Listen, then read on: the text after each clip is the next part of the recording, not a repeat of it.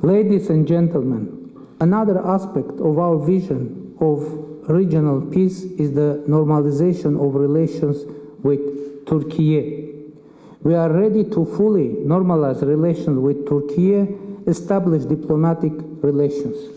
We hope for full opening of our common border, which was unilaterally closed in the early 90s by Turkey.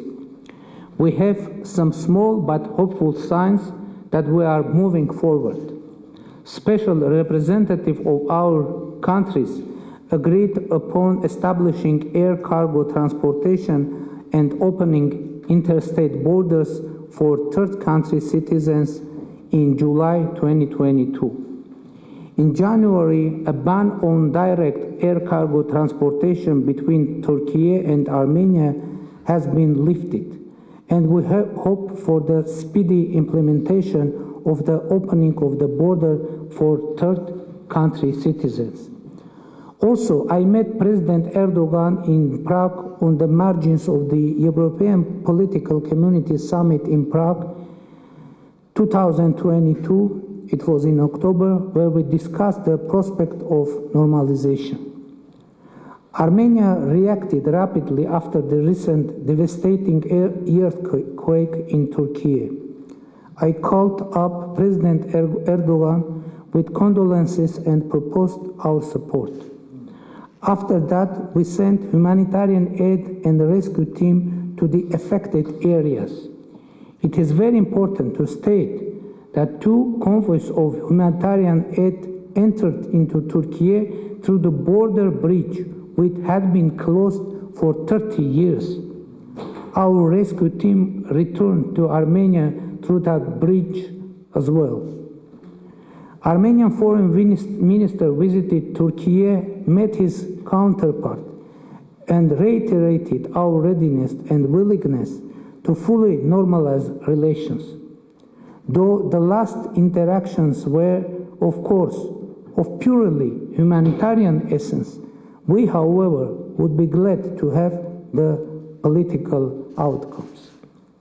Dear friends, I would like to stress that the European Union is one of our key partners on our democratic reform path. In this context, it is worth to mention that Germany is a major political and economic partner for Armenia, providing development aid and support for our democratic reforms. Continuing the topic of cooperation with the European Union, I would like to inform you of a new important format of the Armenia-EU partnership agenda, the political and security dialogue that the inaugural meeting of which took place in Yerevan last January. The discussion on a wide range of issues, including the overall regional situation and the prospect of deepening our collaboration in certain areas, was not only timely but also considerably enriched our diverse partnership agenda with the European Union. In this context, I would like to stress that the basis for our cooperation with the European Union is democracy. And according to the latest index of the General Assessment of Eastern Partnership member states, Armenia topped the democracy and good governance rating table among the Eastern Partnership member countries and is a leader in the following 5 areas: fight against corruption, an independent judiciary, opinion and freedom of expression, freedom of assembly and association, independent media and democratic rights, elections and political pluralism. Despite all the challenges, we do believe that our security architecture cannot be comprehensive without respect for human rights, rule of law, and democracy. Democracy is a strategy for us. We will keep up reforms aimed at strengthening the rule of law, consolidating good governance, and fighting against corruption, aiming to ensure prosperity for our people.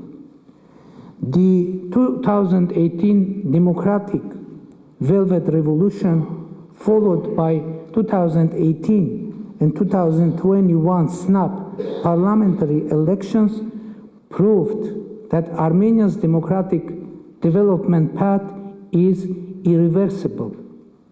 In this regard, 2021 parliamentary elections were exceptional. It was first case when election in Armenia served as a tool for overcoming the political crisis. I mean internal political crisis that we had after the 44 days war of 2020. Usually, elections sparked political crisis in our country, and it was the case from 1994 to 2018. But this page is turned off after the democratic revolution of 2018, and Armenia now is an internationally recognized democratic country. However, recent security challenges raise serious questions. The following question: whether democracy can provide security, whether Armenian democracy is able to provide security. This is the question that rightfully worries the Armenian society today, and an issue to be addressed by our government. Thank you for your attention.